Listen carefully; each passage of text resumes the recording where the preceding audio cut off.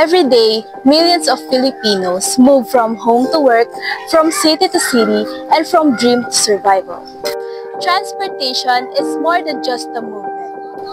It is the rhythm of our nation's daily life.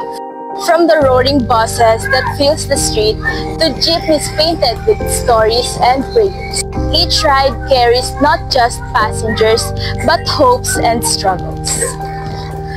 But as the technology reshapes the way we travel, a new kind of driver has emerged, one who navigates not by routes painted on the maps, but by pings and bookings. They are the new heroes in the busy and restless roads of Caloocan City. They are the grab and move it drivers, the faces behind our modern mobility. They brave the heat, the traffic, and the uncertainty of every ride, just to earn enough for another day. This is not just a story about transport. This is a story about people, about endurance, about dignity, and about the silent battles fought behind the two wheels.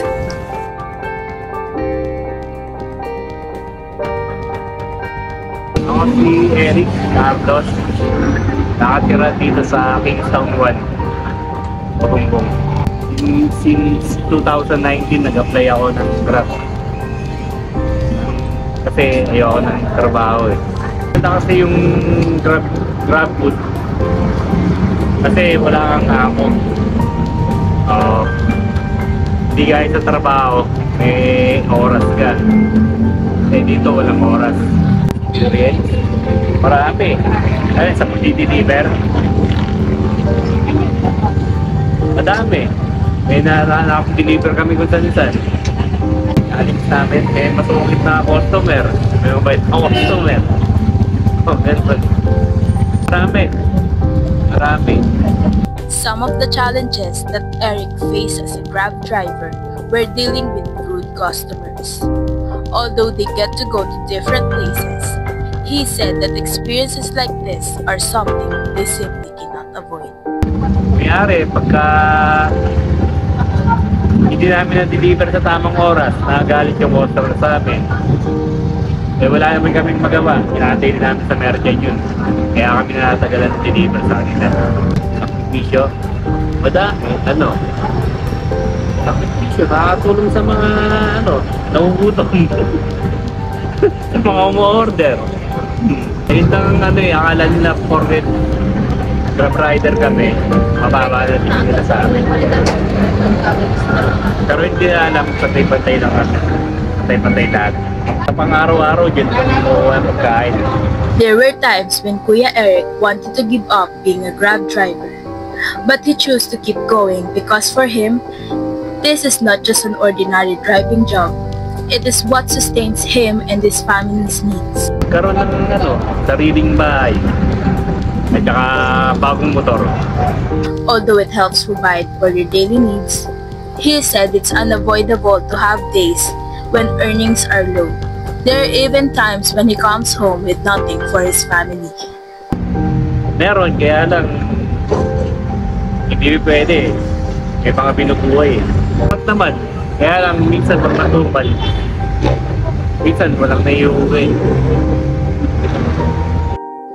Our team crossed paths in Caloocan City, where we met Christopher, who has been working as a Grab driver for several years.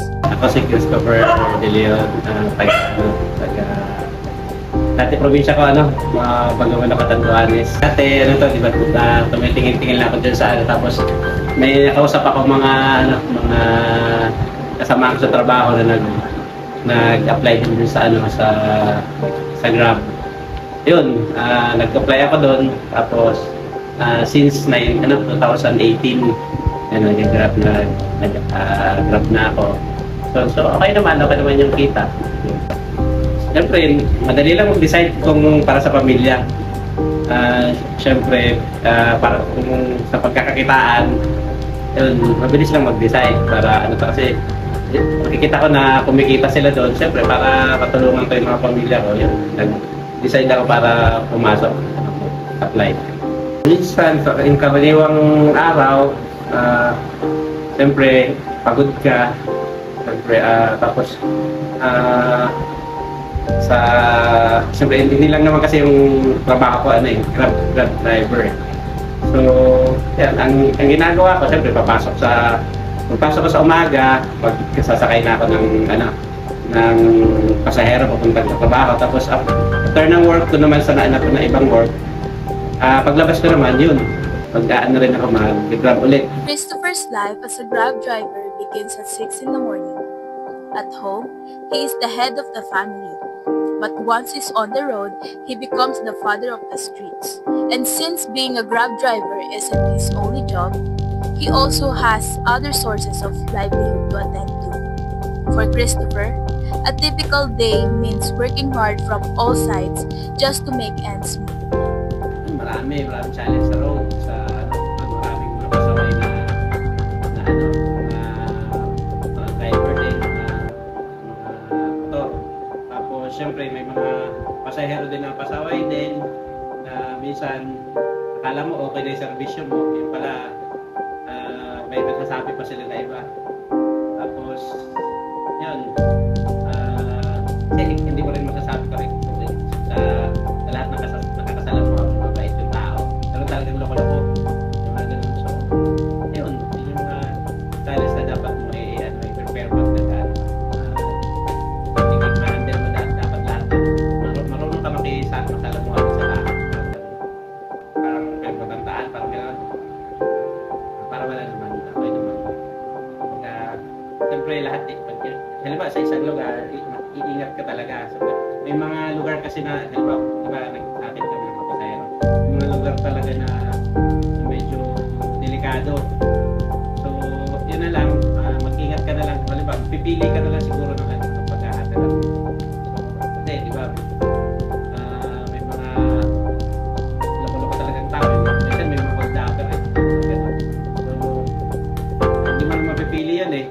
Pasahero na gano'n eh. So, kailangan mag-ingat lang talaga. Lagi mag-ingat. Maraming sakripisyo. Minsan, hindi kompleto yung tulog mo. Siyempre, hindi ka kompleto yung pahinga.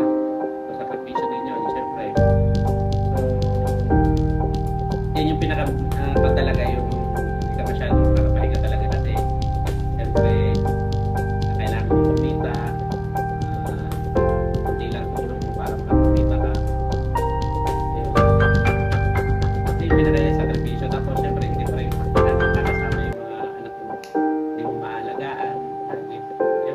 Syempre hindi maganda, parang pero hindi, kung halimbawa dinadown ka nila, ngitian mo na lang, total hindi naman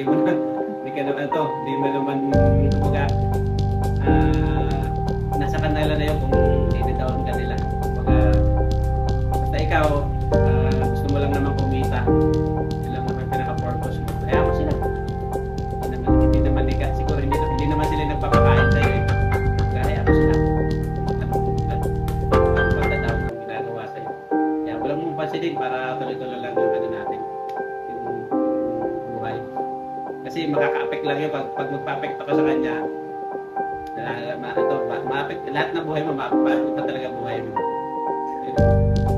Malaking tulong sa pamilya ang pagpasok ko sa kasi pupunan mo yung mga nila, yung mga pangangailangan nila kahit diba, may sweldo naman ako ng fixed na sweldo, kaya lang hindi talaga kasya yun hindi talaga kasya yung sweldo natin. Being a Grab driver provides significant financial help as it serves as an additional source of income, especially when their regular salary is not enough to cover their needs. Especially for Christopher, who has 4 children that is currently supported. So, dahil sa Grab, ayun, dadagdagan, natutustusan mo yung ibang pangailangan nila, yung mga pang-araw-araw nila. So, hindi mo na kukunin dun sa sweldo na trabaho talaga.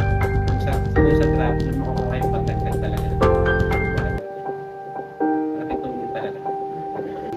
Maraming talagang pangarap na kasi yun, dahil kumikita ka nga, marami kang mabibili na kung ano yung gusto mo. Siyempre pangarap mo rin, halimbawa pangarap mo magkaroon ng yan. Dahil lang doon, makakaipon ka. Dahil doon sa pagiging vegetarian ka. Pero sa pamilya mo, yun pa rin. Isip mo lagi pamilya mo. Siyempre, gusto mo magtuloy-tuloy. Pamilya mo, lagi pamilya mo ang isipin mo talaga. Kasi kung hindi ka mag-forsige din, wala. Hindi, siyempre hindi. Kasi ano lang, pero kung nasa sipag lang natin talaga actually magiging enough naman kung siyempre nasa sipag mo lang talaga. Lahat naman na trabaho talagang kahit kasi sa 4 na anak ko hindi talagang enough. So siguro para sa ano mo lang, para sa sarili mo lang magiging enough naman, kaya lang siyempre may pamilya ka. Pero yung pinaka-sinatatanong mo na hindi siya enough talaga. Kasi magkano lang naman yung pinakita mo dyan. Pero nakakatulong. Yung pinaka-main natin. Nakakatulong talaga sa araw-araw. Pero hindi siya enough. It's difficult to take risk on the road. How much more when one must also fight for safety and livelihood. The two wheels of a motorcycle do not merely determine their destination. They also lead them toward different directions in life, sometimes carrying with them unexpected dangers. Ako si Dr. sa Base 8B, Package 4, Block 14, Lot 29, Bagong Silang, Caloocan City. Siguro mga 3 months na. Tuwing umaga, mga 5 to 10 lang. Kasi may trabaho din ako Parang ko lang sideline. Umaga, 5 to 10 a.m. Tapos pagka nag-out na ako sa trabaho ko, rin ako pero hindi ganun katagal. We met a movie driver in Bagong Silang, Caloocan City, whom we'll refer to as Butchakoy. Being a movie driver is quite challenging, as encountering what they call a fake booking is quite common among drivers. Ang sa akin yung mga fake booking Sa gasolina, normal yun kasi mataas naman talaga yung gasolina. Ang sa akin yung mga fake booking. Meron yung nag-book sila, tapos pagdating namin sa location, wala naman sila. Hindi sila dumarating. Tapos meron din naman nag-book sa akin na pagdating ko doon, dead end na yung daan. Parang ang magiging nangyayari, parang hold up. Pagka meron malaking bigay sa amin ng movie, hindi pare-parehas. Minsan talo. Kasi minsan may makaramihan sa kanila mga naka-promo. Pag take booking naman, hindi naman kasi kami na tumutuloy doon. Kasi hindi nga dumarating yung passenger. Kaya hindi na matutuloy. Yung oras ko, napaaga yung gising ko. Pero kagaya dati, pag gising ako, 7. Ngayon, minsan 4. Gising na ako para makabiyahin na ako. Kasi nga hanggang 10 lang ako ng umaga dahil may trabaho pa ulit ako na kapasukan. Hindi ko naman sila tinitignan kasi kung yun ang tingin nila, wala naman akong magagawa. Kasi sa akin, trabaho lang para extra income lang sa sarili. Yung araw-araw kang bumiyahe, pero pag hindi ka nakabiyahe kasi, lugi ka din dahil yung gasolina, hindi mo rin mababawi. Kaya ka dapat full-time, hindi ka kaya ko part-time lang. Parang hindi ganun malaki ang sa akin. Maliit lang. We learned that being a driver can actually serve only as a sideline. You have control over your own time, when you want to start, and where you want to go. However, for Butchakoy, although it helps financially, there are still days when it isn't enough, especially since he doesn't work full-time in this job.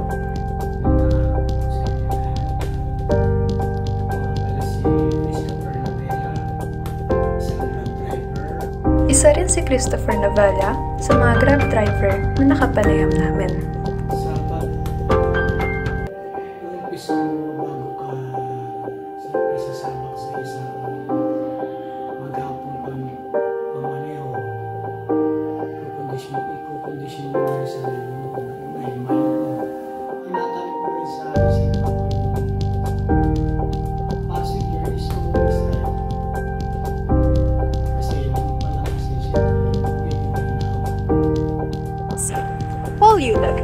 And life on the road never gets tired. Yet, like many others, Grab, Move It, Joyride, and Angkas drivers have found new ways to survive. They are the new heroes of the road, responding to us in times of rush and service needs. You never have to compete with them as passenger or a client. And just like us, they make sacrifices. The service they offer and the roads they take us to represents the two wheels of their lives, keeping them moving forward and pushing on. This is the Silent Lie Studio and this is Ang Dalawang Gulong ng Buhay.